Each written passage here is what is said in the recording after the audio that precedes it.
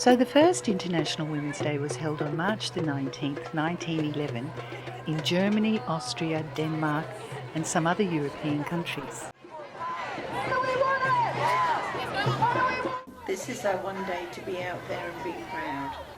To hold them accountable and to really celebrate. It's both things. It's a rally and it's a chance to celebrate being a woman, how far we've come and how much further we have to go yet. And unless we're all there, taking over the streets, and that is a wonderful feeling. It really is fabulous. I love it. The drummers, the whistles, the holding of the placards, spectators, people lining the footpath, grandmothers, cheering us, babies in strollers, old people, women in wheelchairs, women in national dress, women limping along on crutches, for God's sake, anything to get there, you know? Absolutely. No, it's brilliant and we love it. Because the street is ours. Every year we have people say, oh come on, can't men march too? No. It's one day. Yeah. One day of the year that's ours, where we get to take over the streets. And it's by women, for women, on behalf of women. Well, I saw on the television the other day and I read in the paper and I read in the magazines that we live in a post-feminist age, that women have achieved equality and that feminism is now irrelevant, that young women are now doing better than young men in the HSC and that women are now more than 50% of university students, and so therefore we live in an equal society where women and men have equal place in the labour market and have equal place in the education system. Well, I think the existence of International Women's Day today and the thousands of women that have turned out for International Women's Day proves that there's a lot of us that think that feminism is still very relevant today and that it's not a post-feminist era, but it's an era in which we still have a long way to go in fighting for our rights, and we still are part of the movement which has been which has stretched from the first wave of women's demand for suffrage to the second wave of women's liberation in the 1960s and 70s. We still follow on in that tradition today. Australia hasn't always been like it is now, or it was 20 or 30 years ago. I mean, the amount of communication between people now is so extraordinary compared to, say, before the Second World War. But today is a 100-year celebration, so what we are doing today is celebrating 100 years of the women, of the sisterhood who fought many years for our rights, and we are still fighting today for rights for women. So we just want to celebrate and say thank you to the women of 100 years ago, your Emily Pankhurst, the women who struggled and gave up their lives for us to be where we are today.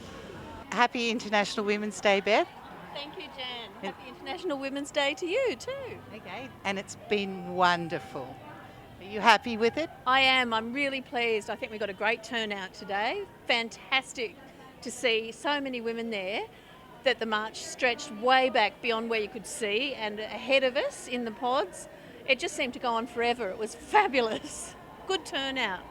And see, people assume that things like this come together by magic, but there's actually an enormous amount of hard work. And I know that you have put an enormous amount of time and energy in. I have, but this year I think the main kudos should go to the F Collective, which is a group of young women who worked on planning the event and mercifully, stepped in when Anne and I were flagging in our strengths this year. They stepped in and did meetings every week, and then as it got closer to the event, they'd plan to get together and do working bees and whatnot. So more power to them. They worked on the speakers and the entertainers and put a whole new flavour. And I think a lot of the younger people that we got turning up this year are probably here because they heard about it on Facebook and Twitter and new media. So that's a whole different look to the march and a different energy. It's nice to have new energy come into the International Women's Day. Would you like to tell us what is the F Collective? So the F Collective is a multi-generational collective of women working on feminist organising in Sydney. It first came to be about 3 years ago, organised the F Conference, which was held last April, which was a 2-day feminist conference, the first one for 20 years. And this year we developed sort of a sub-collective, the IWD, to organise the 100th anniversary of International Women's Day. But we're an ongoing collective that engages in feminist organising. We seek to support the various campaigns that are operating in Sydney around abortion action, around sexual assault law reform, around equal pay, obviously. We meet every Monday at 6 p.m. If people want to join, we're open to anyone. Okay, so do you have a contact address? Yes, we do. It's feministconference@yahoo.com.au. Okay, and I imagine that the Feminist Bookshop would have quite a lot of material of what you're currently up to. And we also, there's the Sydney IWD Facebook page, which we've obviously been maintaining for this event. You can get all of our contact details off that. Yeah, and off the website as well, the Sydney IWD Collective website. Well, thank you very, very much. It's been an absolutely fabulous day. Really glad you had a good day. Thank you. We need to lead on our terms and not be co-opted into being good, nice women within the current structures. Nice women don't make big changes. We can't rely just on having more women in top positions because too many get there because they're not seen as a threat to the status quo. We need to be a threat to the status quo because otherwise we won't get change. We need ideas, we need spaces to talk and online contacts to explore these ideas and put up alternatives to what's on offer. So I want every one of you here today to think about what you can do and what you will contribute to create the big changes that we still need. So happy anniversary and start preparing for the next 100 years.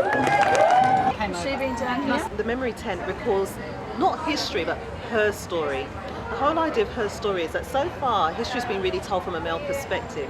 You never really get a chance to hear about how women have actually contributed to society. We felt it was actually important to actually record some of the movers and the shakers and the achievement women have actually achieved since they've gotten the vote.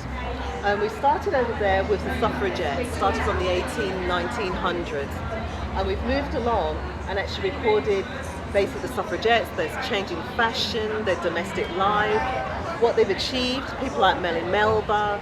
We're talking in arts and in law and in medicine. We've even got local history of some of the local women that have actually lived and grown up in Sydney. So we've got one family whose grandmother went to school in Sydney in 1916 and actually left her school books behind. We have another mother who actually went to school in Sydney in 1932, which is a wonderful comparison between the two to see what the curriculum was like.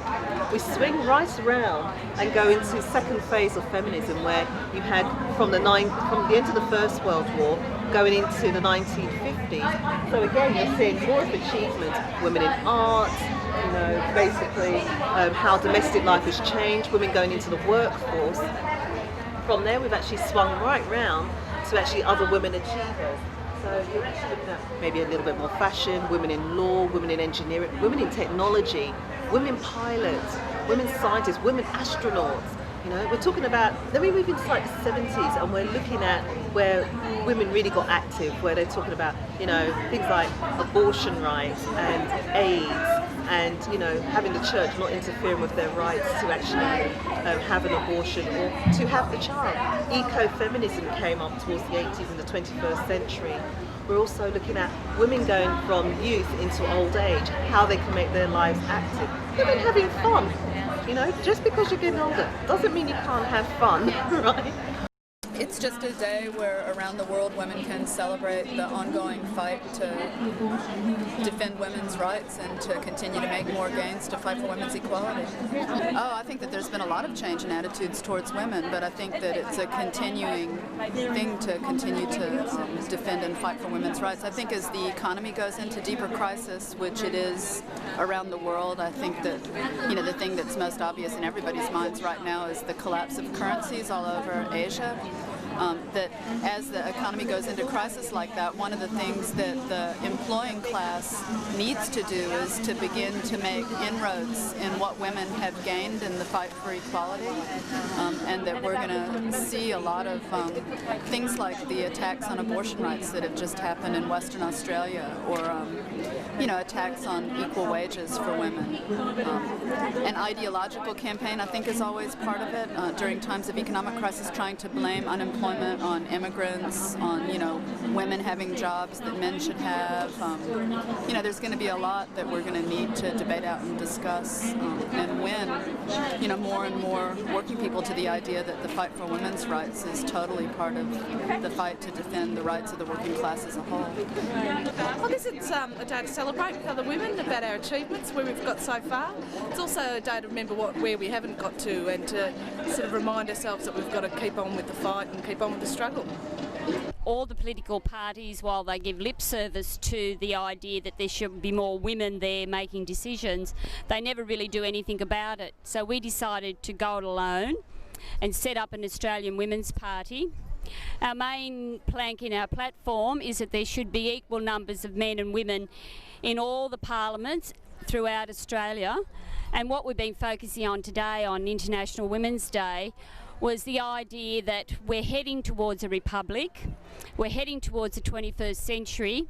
We want the Constitution of Australia to reflect the rights of women. At the moment it's written in the male pronoun and there's nothing in there about women. The only woman mentioned is the Queen Victoria. So we would like to see written into the Constitution of this land that there be equal numbers of men and women in all the decision-making bodies of the country. Right on, sister.